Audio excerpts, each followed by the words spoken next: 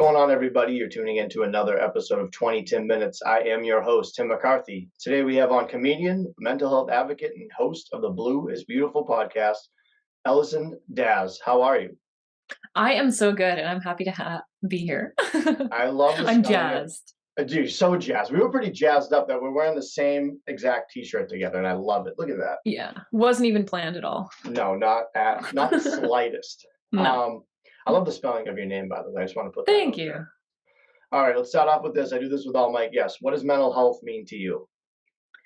I think it would be the first thing that comes to mind are two polar opposite things, peace and maybe a tornado for mental health for me. Yeah. Why a tornado? And then because I feel like that's ADHD. I feel it's like constantly walking around as a little tornado and then having pockets of peace and then going around in a tornado again, cleaning up after yourself or cleaning up your thoughts. I like that. That's a short and sweet. Yeah. All right. Tell me a little bit about the podcast here. Blue is Beautiful. What is that about? Sure. I started this podcast in 2019, I think it was, right before the world went full-blown communism or COVID, call it what you want. And I had recorded actually originally a full-blown hip hop album.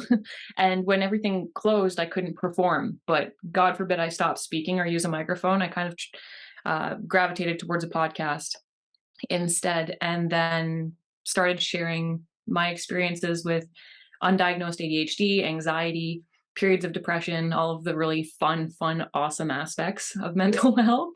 And I put a comedic spin on it so that when people listen and they relate to the things that I've gone through, they can also have the opportunity to laugh. And hopefully, when they reflect on their periods of anxiety or depression, that they can also laugh and have a different perspective on it, as opposed to being embarrassed or feeling that pit in their stomach when they think about it. So yeah, Blue is Beautiful. That's kind of like how my show is. We're like cut from the same cloth, or actually we're cut from the same t-shirt, if you want to say that. Absolutely. What's with the color blue, though? Blue is my favorite color, but also blue, people would explain how you're feeling. Like, oh, I'm feeling a little bit blue today. Mhm. And just like the color you would use to paint or color or draw with comes in a bunch of different shades. Same goes for mental health. So no matter what shade you're feeling, if it's super dark, super light, a little bit of teal, my personal favorite, it's beautiful regardless of how you're feeling. My favorite color is gray, and I feel like that's like perfect color for somebody that's bipolar because it's a little bit of both. And it's very like I'm like a walking cloud anyway. So I'm like, oh, it's gonna be a good sunny day. Then I'll let the sunshine come through, or I'm gonna just be a really ominous, like dark cloud like coming around. But yeah, That's hilarious. blue's a good color. I like blue. I got my blue hat on just for you. I So see that. I love it. I pander to the guest that I have on. So props to you for the blue. I love Um, that. so when did you start noticing mental health was a thing? Obviously, we know what it is now, but when you were like a child or in school, did you realize like, wait, my brain is different and I need to figure out what's going on? I did not realize until high school that I had some mental health things happening.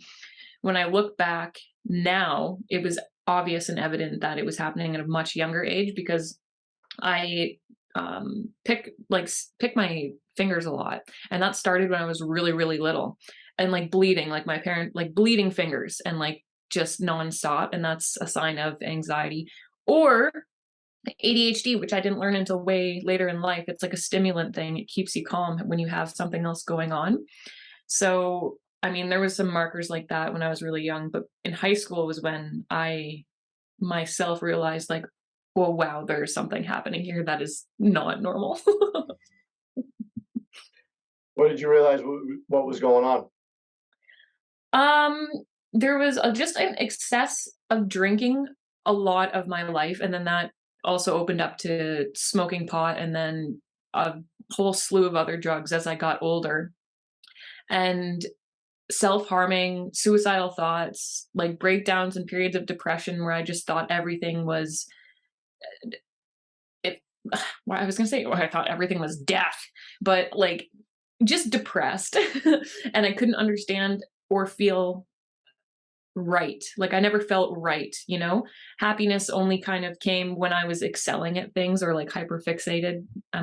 Now have learned hyperfixated on things or exercising in sport. And if I wasn't doing that, it was just my brain was melting Yeah. essentially.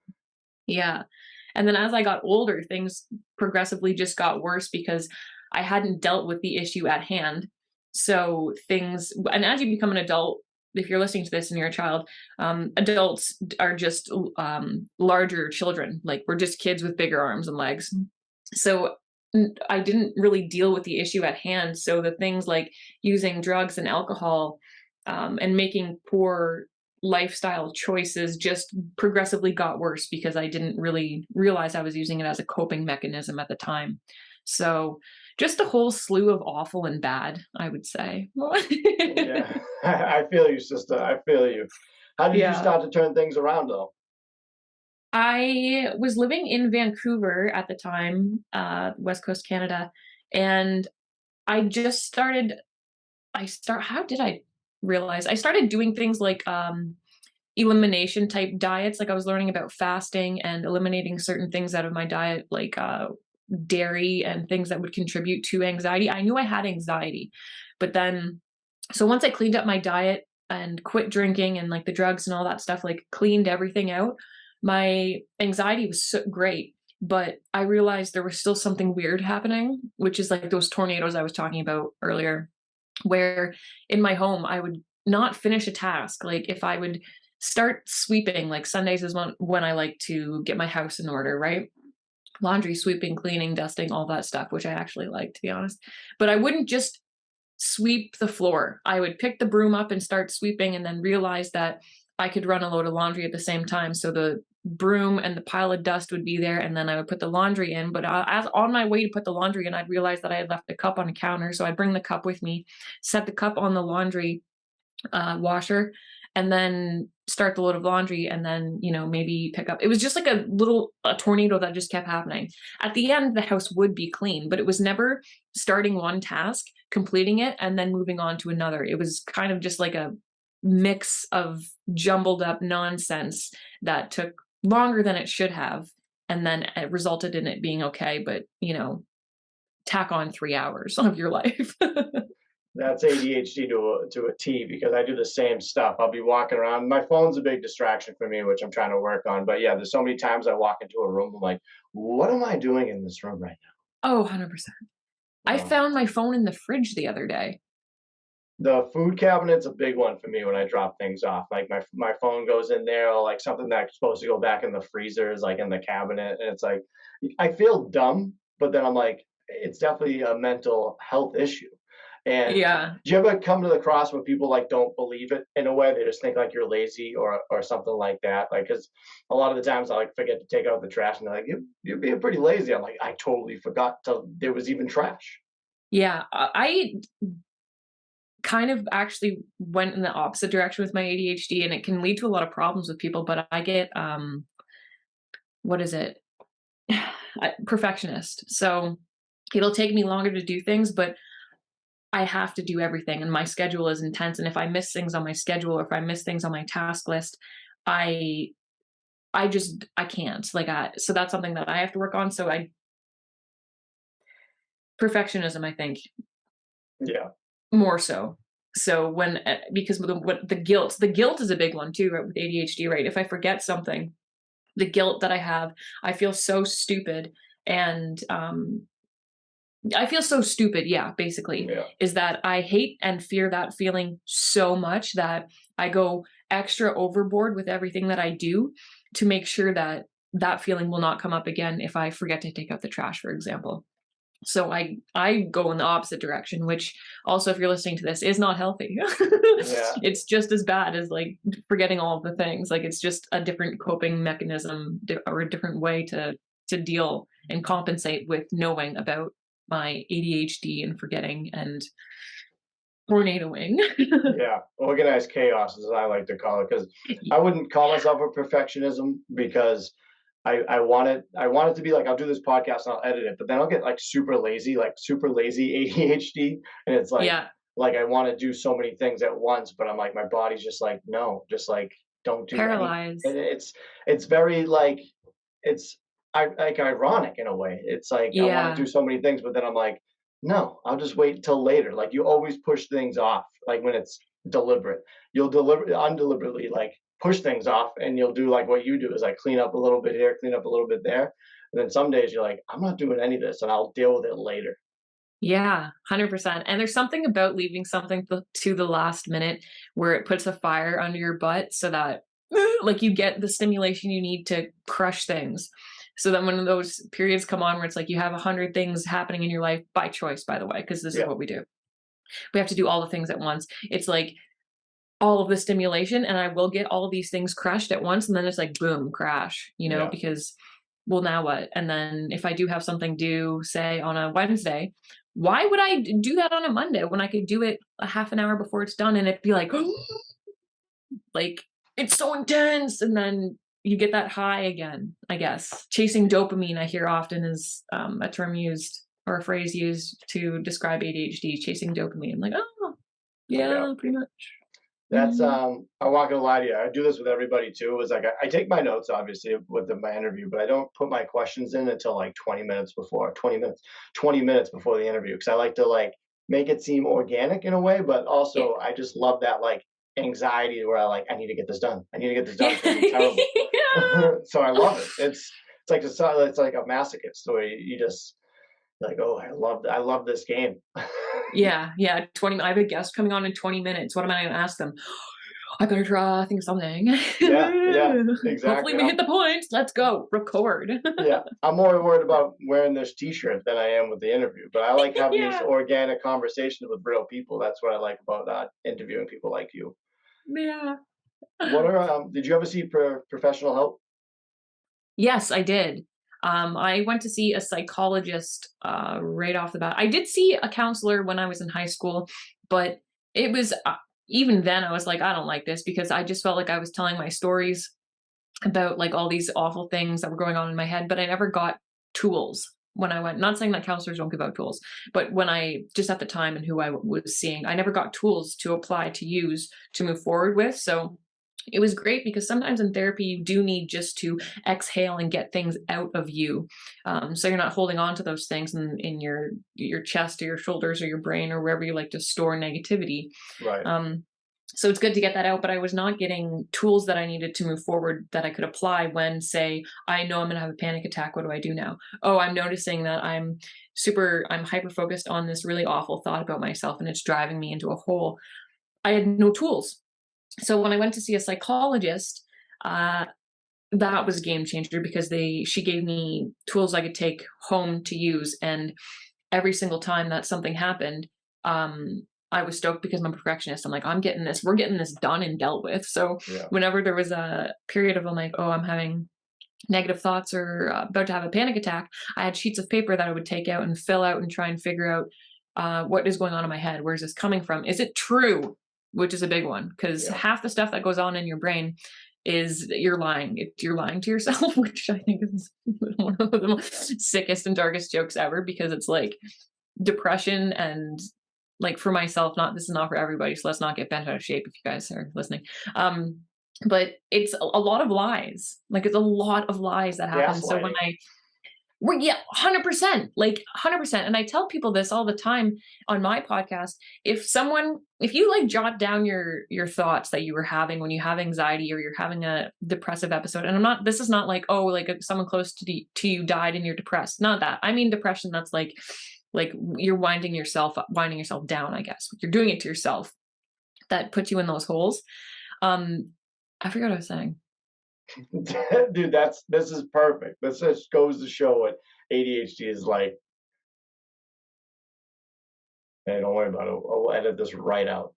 Oh no, you can leave it in. I don't even care. It's like this is the proof is in the pudding, I guess. So It really is. well, not when you're depressed, and then I have the proof. Oh yeah, so I would write it down and then go through these activities that my psychologist gave me. And at the end of them, I couldn't not laugh because after you're done filling them out, there's evidence at the bottom that shows you that what you are getting so bent out of shape about isn't even true. And that Yep. would make me laugh. So after seeing her for, I saw her for, I think like a year maybe. And that really changed my life. So if anyone's listening to this and you have not seen a psychologist, go see one and ask for homework, because that is what really, really changed me. And that's also what led, and I'll sum it up. I know I'm talking a lot, but Yeah. that's what led to me putting together these sheets and these crash courses that I offer on my website, ellicindaz.com, because there's kind of a bridge area too, because people, when you think about going to therapy, that thought in and of itself a lot of the time is anxiety inducing, which is also really funny, because we're scared to talk about our feelings, we're scared to seek help, because if you seek help that means you're weak. Oh my goodness, god forbid that people Yeah. think that you need help with something, like it's awful, right? The things we say to ourselves. So I put together sheets that people can actually do themselves at home, where you will go through it. So if you can take them, it comes with an audio thing that you can listen to too, and you fill them out. And at the end, you realize that you're lying to yourself and that you'll end up laughing. So I think that's a really important piece of the mental health game for myself, at least, and for the people that follow me, is the humor. Because if you cannot laugh about the stuff that's going on in your head or the stuff that's going on in your life, then we're really not in a good place. So if we can pair a positive emotion with a really upsetting or negative thought or negative experience, then it's like, whoa, there's hope now, because how could I laugh at that dark thing? That means that maybe we could keep, moving out of this dark place and adding a little more giggle and also healing our mind at the same time, which I think is like dope on a rope. Yeah, no, it is. Obviously, I'm big into comedy too, and making sure that humor keeps me afloat. I always say if I didn't have my taste in music or my sense of humor, I'd be dead. Yeah. I'd be dead. Honest to God. Do you ever deal with somebody that like doesn't get humor when it comes to like mental health or mental illness? Because I've rarely run into it, but it's just like you're like, oh, they don't really get my type of humor. It's like it's usually the people that don't have like it's like the people that get mad for other people. It's like they're like, oh, you shouldn't joke about that, but they don't have a mental illness. It's like, so why are you upset? You're trying to save the world by telling me I'm not funny? Shut up. Like, Yeah, no. Yeah, I think it's important to be able to laugh at that stuff, because then I also get it too. Like, God bless these people who think that us cracking a joke about mental health means that we're making fun of people because they just haven't experienced that. So God bless them for not having to go through the stuff that we go through, right? That's awesome. But also lighten up, my dude. yeah. Like, lighten up. You talked about a Another little bit. Oh, what were you saying? Oh, another thing, I don't, this just popped in my head, but another thing that I wanted to touch on about the being able to laugh about really dark times. When I was in high school, like I was in a, like I wanted to kill myself and had suicide attempts and also was slitting my wrists. And I can tell those stories now with a smile on my face and be laughing about it, like actually laugh about that. And that doesn't, you don't get much darker than that. Like Oh that's yeah, really dark. So I like to share that little aspect of it too, because if you're in that and you can't see out of it, knowing that even one person like myself can share those stories with a smile on my face and not be stressed out or embarrassed of it, I think instills a lot of hope in other people who might be feeling similar ways that I felt at that time. So if you're going through that, listen, guys, it's gonna be okay. it's gonna be okay. Yeah, Yeah. we're definitely the same person because I was going to attempt killing myself via hanging, and it was on May 5th, 2019. So I always say it's like, oh, it could have been Cinco de Hango, and people are like, bruh, like don't say that. I'm like, why? It makes me laugh, and I went on a show and like the guy was just like, dude, he's like, you just dropped that out of nowhere. And I'm like, I'm not doing it to be like atomic. It's like one of those things that like makes me giggle in a way because it's like if I did go through with it, like like people would be like, oh, it's Cinco de Mayo. It's like, oh, we have to celebrate Tim's death. Like, Yeah. fuck. Like, you Yeah. know what I mean? Like it's not funny, but it also is so funny, like at the same time. Yeah. No, exactly. Exactly. Yeah, humor is a big thing. Um, you A were lot of talking about your healing. courses. You were talking about your courses real quick. Let's go back to that. Yeah. What type of courses do you give to people, and how's that going? It's going great. I really wanted to, like I said earlier, I wanted to bridge the gap kind of for people who are scared to get therapy or like don't know what therapy is like or have had bad experiences with therapists or maybe haven't found the right one.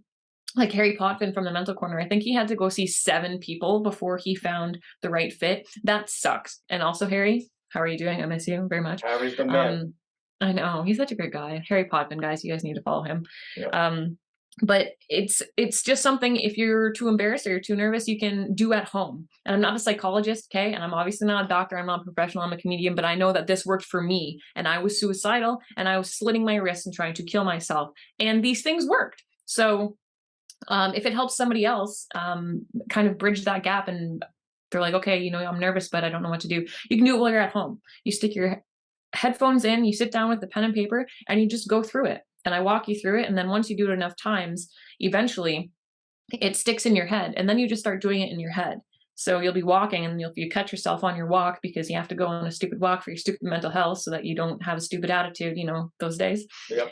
Um, and you catch yourself like, oh, I'm such a awful person. I can't believe blah, blah, blah. And you catch yourself as like, oh yeah, wait, let's find the proof of like the opposite of that. And then you can run through this in your head and then insert laughter. You're like, whoa, good thing we didn't keep going down that hole, because that was a lot of lies, propaganda, and BS. Like, all right, let's move on with our day.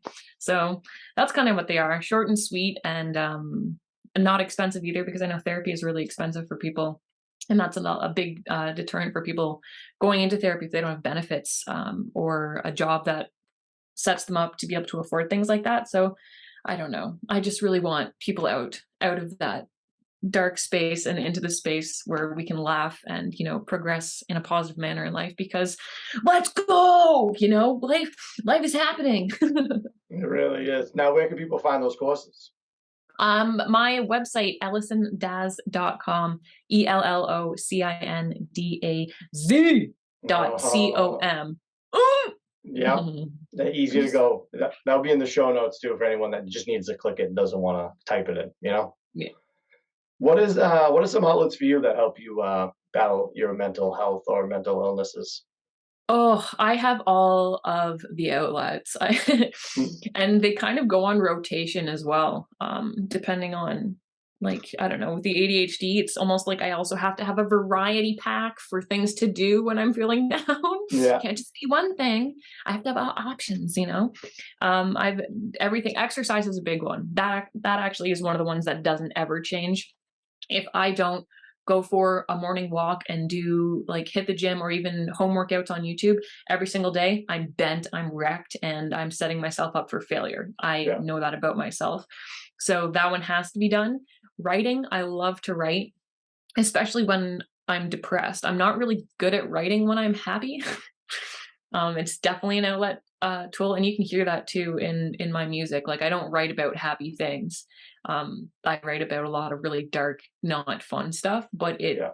comes out of me, and it's not sitting there anymore. So writing is really fun. And if you have ADHD, it's a good challenge too, because if you pick a beat, even say on YouTube, you have to, you're writing how you feel, you're going to make it rhyme, and you're also going to make it fit in time. So it's just a bit of a challenge, and that takes your brain out of whatever cesspool you're in and into and focusing on something new. And then at the end, when you rehearse it back to yourself, it's like, oh, wow, I can't believe I thought I was a loser like 15 minutes ago. This is awesome. Let's move on. So writing is great. And what's my other one? Oh, painting. I do custom artwork. I started painting always, actually. I was always pretty, not to do my own horn, but always really good at art naturally. And I eventually learned how to do it on my iPad. So now I can use that. And especially in the winter times, because I get seasonal depression, I'll paint so much. And after that, like, if you crush a painting, you're sitting there, you're not thinking about anything else other than, the colors blending, and you're being present. And then when you're done and you get it printed and blown up and framed, it's like, whoa, I'm cool. Like, look at that. Good thing I didn't kill myself. Like, All because right. that painting is really nice. I'm gonna have to get one for this cat closet that I'm in my recording studio, so I'm definitely gonna have to get one. Yeah. Yeah. Measure out a space and let's do that, because that would Hell look yeah. sick. I It love that would. you have so much stuff in there. I know it's like Pee Wee's Playhouse if he sneezed in here. Yeah, Yeah. it's Is your pretty. cat in there anymore? Or? No, it just used to be where I kept my cat stuff, like the cat litter and all that. So I Oh, finally okay. moved it to a different, like a crawl space, so I can talk into Nice. this little Harry Potter closet. It's perfect for a podcast. It really is. It really is. And I was gonna say that like was way too luxurious for a cat. Yeah, Honestly, come it on. really is. But I love my cats. Fair enough. What does self-care look like for you?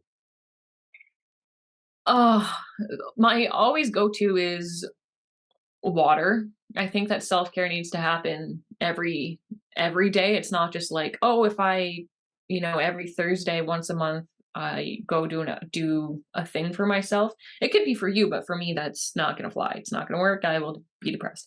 So I am a big fan of water. So swimming or even taking long baths, even a shower, like showering in the middle of the day. I like to get all of the smells happening with like essential oils and soaps and all of the stuff.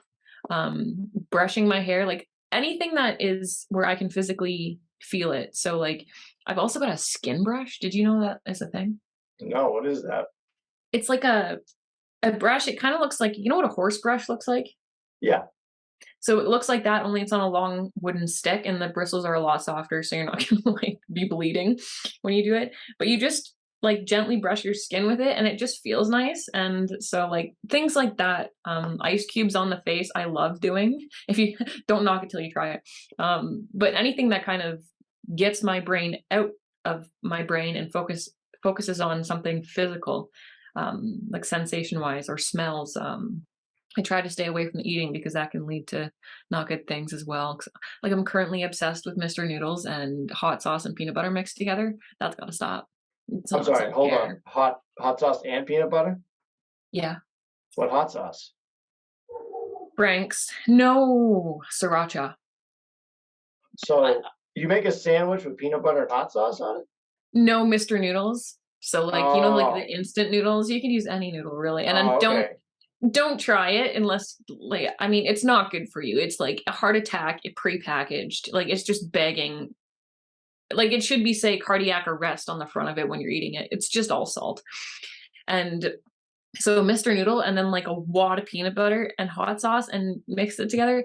It tastes like pad thai. Hey, so there's a sandwich I never knew existed, and I tried it. Was pickles and peanut butter in a sandwich. I've heard about that. Have you haven't tried it? No, I haven't. It's really good. Yeah, because I like all of those things, but Yeah. I'd have to smell it first. No, don't smell it. You gotta toast the bread though. That's the key element. Is if you Yeah. have like soggy, wet bread, it's probably not gonna taste good. So you gotta toast the bread. Maybe put a little butter on it if you want, peanut butter and pickles. And they gotta be like like regular pickles, not like the bread and butter or anything like that. You gotta Dill pickles? yeah, just a straight up like Okay. flat dill pickle. And yeah, get back to me on that one. Okay, I'm really gonna have to work myself up mentally to accomplish that goal, I think. I This is a will have to. I'm gonna have to smell it first to be I'm gonna have to smell it that's fine. first to make Just sure. sniff it. Give it a quick sniff. Yeah. Oh, peanut butter, pickles, and I'll decide if I think that's a good decision. Oh man, that's great. Now I it's wish kind I of was not even joking. you gotta let me know how it goes though. I will for sure. I might So have to we'll, text you to get some hype. I definitely will. Definitely text me and I'll hype you up. I'll make it with you. We'll have one at the same time. We should do that for a Cheers. reunion episode. Yep. Okay. Things not to eat when you're depressed or not to binge eat, not to hyperfixate on. We could do Yeah, we could. that. We could. It's kind of a loaded question though, but how can we help break the stigma? I think that I don't know. I have gotten mixed feelings about the stigma because feel like how people talk about mental health now is so great. It's like you could say like, oh, like I suffer with bipolar, and less people now than even 10 years ago would look at you like, huh, 10-foot pool. You know what I mean? Like less scared. That's how I feel. But I've also um, have been in this for longer, so I could be wrong. But I think it's a lot easier to talk about now than it has been before. But then there's also this other strange aspect where and maybe this is because of social media, because it's hard to tell if it's in real life or if it's just in social media. Do you know Mm-hmm. what I mean? But people who feel like they almost have to have a diagnosis or have to have a thing to like Be um, cool. to be cool or something. Like I'm not sure. So it's I feel like there's like a two-part piece to it, but I don't know. I think overall we're doing great. We're always going to have like the conversations keep going, which is awesome. And we're always going to have like even outside of mental health, you can talk about anything. They do this with the feminist movement too. Like uh, you're always going to have people who are way over here pushing things or doing things or saying things that are like a little just offbeat. So I think the important part is that people can actually have conversations now and feel a little less like, oh, we can take mental health days for work, which I think is great, but then we're also Yep. going to always have the people who like take advantage of that too, right? So I don't know. I just think it's good. We're chatting about it, we're laughing about it, and um, I think we're in a good spot, or at least moving in in a good direction. No, I agree for sure. What are some suggestions you would have for people out there that are down and out? That are what? Sorry. Like down and out, like not feeling too hot, Oh, it's fake news. going through this Yeah, shit. yeah. If you look at everything through a fake news set of goggles, life is a lot better, especially when you are in those down moments. If you haven't gone to therapy, if you haven't done any of the sheets on my website, if you haven't talked to people about this and you have no tools, you could just look at it through a fake news lens. Even that in and of itself could be enough to do a quick shift, right? So if you're sitting there bawling your eyes out because you think that your life is a mess and that, you're a piece of garbage human being, you're a bad person, this and that. If you just can notice when those thoughts are happening, I think the biggest piece is just notice it and then think fake news, like hashtag fake news, and then hope, get a little bit of laughter going because a lot of the stuff that I think we get down about in mental health is just really bad. And this is not saying that you're like, I'm taking out the extreme cases of depression when you experience a death in your family or, like a divorce or things like that. Like just with the anxiety and the negative inner dialogue that's happening, those are almost like repeated pre-programmed things going on in your brain. It's not, how do I say, I don't want this to like sound that it's not you. Like how I kind of, if you can kind of separate that in your head, it's not you, it's the stuff going on over here. So if you can kind of even look at it from a way like, oh, it's actually not me. It's that stuff. And if you can look at it from that lens, it's like, okay, sweet. People program computers to do certain functions. I also have an opportunity. Maybe I can program something else. And that could be from you starting from being really anxious to being a super happy person in your life, or it could start off by having a different diagnosis and then eventually being able to have a solid self-care routine or solid finding the right outlet. That could be a form of programming too. So look at it like fake news and separating yourself a little bit so that you could um, not take on so much self hatred or self-doubt and all of the downy things, all of the Yeah. downers on yourself. That really helped me at least. Now you said you do music as well. You rap. Yeah. How's that been going? So you rap about like mental health and stuff? Yeah, I put out my first song that I ever put out was called Addict, and you can find that music video on YouTube if you like. And it's just like, yeah, all of the awful stuff. It's not going to uplift you unless you like I grew up listening to Eminem, and I like Eminem, Evanescence, darker style NF. I really like. He's not an old rapper; he's a new rapper, but darker styled rap where it's not talking about happy things. Like these rappers are using this as an outlet. It's Mhm. obvious. Like Eminem. I mean, we don't really need to go into that with much more detail, but that's what is one of my tools. So it's not going to lift you up, but you might be able to relate to it. And it's good for working out, I think, like good workout music, but it's not happy. All right, let's have some fun while we wrap this up. So I might already know what the first answer is, but who's on your hip hop Mount Rushmore? Oh, Eminem, NF, and who else do I really like? You got two more. I realize the Mount Rushmore doesn't pertain to Canadians. Oh, rappers that I really like. Okay, I like Yeah, Eminem. who's like your holy grail, like the four? Like who are the four that you're like, no question, always put them on? Um, Could just be two. You just got My two. brain's not working. Let's just say Eminem and then pretend like the question only was who's your favorite rapper, and then Perfect. don't edit that out either. Yeah, who's your favorite rapper? Eminem. Thank you for next question. So what would your theme song be? What would your personal theme song be? Say you got announced to the stadium of people. What's playing for Miss Daz? Well, I think we're gonna have to go with Dabba Dee Dabba Die, like we talked about. Yeah. Or Blue. Is that what it's called? It's called Eiffel 65. Yeah, Blue, and it's like Dabba Dee. Yeah. And then is it Dabba Dee Dabba Die? And then he does switch up the lyrics. I think, unless I just made this up in my head, which is quite possible. If I was green, I would die. So that's actually a big urban myth. He doesn't say really. That. Yeah, So he just says "Dabba Dee Dabba Die" the entire time. Yeah. If I was green, I would die. Yeah, that would make sense. But yeah, the green people would not like that, and they would come after him. So I think he stepped away from making fun of the green people. Well, that's good because that's cultural appropriation or something for sure. Exactly, but no outrage. When I grew up, it was Aqua Barbie Girl, and that song played all the time. And Chumbawamba, those like the top 3 songs of like my middle school life. And we all thought that they said, "If I was green, I would die." Who Let the Dogs Out? Would you also put that one in there? No, that was a little bit. That was like when I was in like high school. Okay. More middle school was like, yeah, Chumbawamba, Barbie, Leanne Rhymes. How do I live without you? That song. That's a good jam. Crazy Frog? No, that sounds super Canadian. You don't remember Crazy Frog? It's like ding ding ding ding ding ding. Oh, ding, yeah. Ding ding ding ding ding ding. We got the 6 that actually might be the. that would be a theme song. Ba ba. Oh. I feel like the Numa Numa song was huge for you.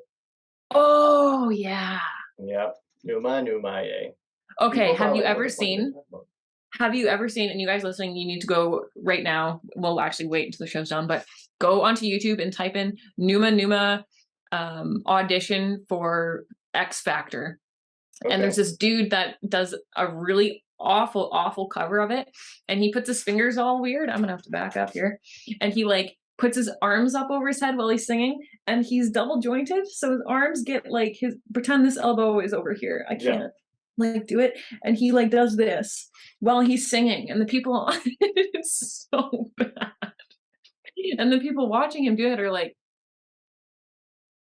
with the faces. Yeah. And every time I hear Numa Numa, I think of this dude auditioning for X Factor, and it's awful. So if you really want to laugh today, go do that. Thank me later. That's great. Now let's end with this. What are 3 things that you're grateful for today?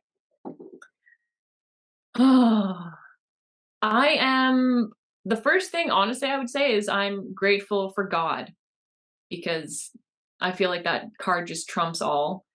I'm grateful for my health, because not everybody has good health. Mental health, like we're working with it, but I can walk, I can talk, I have talents that I'm using and exercising. I'm fit and healthy as far as I know, so I'm really grateful for my health. And I think this is tough narrowing it down to 3. I feel like I'm just full of gratitude this morning. I'm water. I think I'm grateful for water because it's the best drink on planet Earth, and we're lucky enough to live somewhere where, where we have access to it. And you can go, I forget how long without food, but you can't really go too long without water, and the water is great. So I'm thankful for water. Hey, those are 3 great ones. I like it. Water. We do take water for granted. Not many people have clean drinking water, even in our United States and Flint, Michigan. They don't even have like real drinking water. So that's crazy. I know. Yeah. So insane. Grateful for that. Ellocin Daz, where can everyone find you on the internets? You can find me on the interwebs. You can find me on the Instagram machine at Blue is Beautiful Podcast. You can follow at Ellocin Daz on Instagram, but I don't really post on there. But I mean, if you want to loiter, please be my guest. I have video podcast episodes, the video version up on Rumble, not YouTube, but on Rumble. If you just type in Blue is Beautiful Podcast. It's free. It's like, some people don't know about Rumble, but it's like YouTube, only less communism is how I explain it. You get less ticks and like community guideline stuff. I just can't. I get too angry, so I have to be somewhere else. I feel the same way about Instagram too. Yeah. So you guys can follow me there. And if you want to go to my website to check out any of the courses that we talked about, or you want some custom artwork, or what else do I have on there? Oh, I've got headbands that I sell to keep your hair out of your face if that cheeses you every day of your life like it does me. They're on there too, and that's ellicindaz.com. The headband is you. That's like, if you were an action figure, that would be on the action figure. Yeah, that would be part of the costume for sure. I love it so much. Thank you. Ellocin Daz, thank you so much for coming on the show. It was a pleasure meeting you and talking with you. Thank you so much for having me. I can't wait to, see you on the Instagram machine and keep on keeping on pushing the conversation. Definitely. That's another episode of 10 Minutes. Let's break the stigma by cracking a smile. I will see you soon. Peace. Boom. Peace. Drop the mic. Bang. Got him.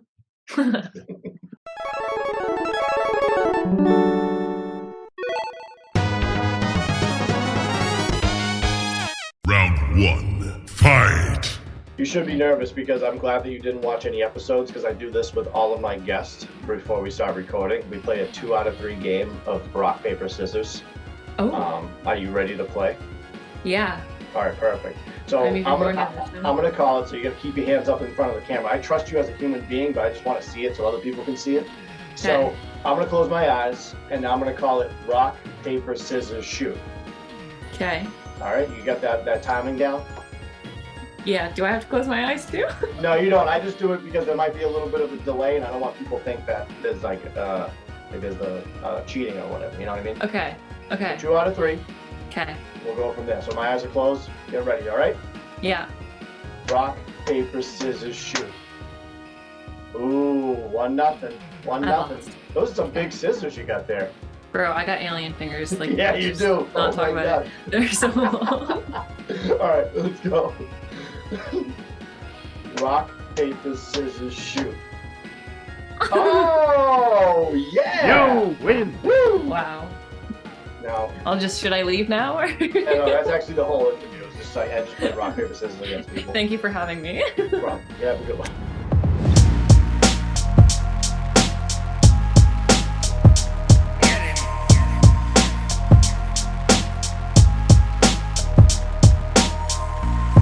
You can kiss my ass!